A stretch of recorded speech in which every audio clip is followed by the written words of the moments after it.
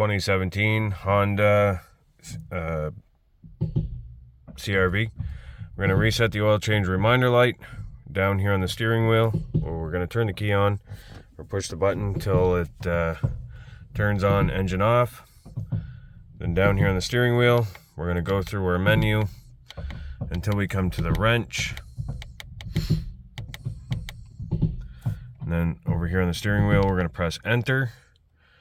Then we're going to press and hold enter. Probably going to take about 10 seconds.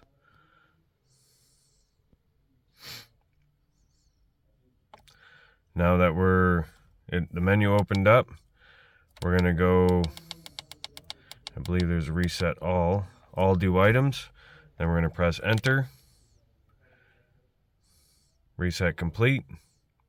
So now our oil change is reset to 100%. Make sure you hit that like button, hit subscribe. We'll see you guys in the next one. Thanks.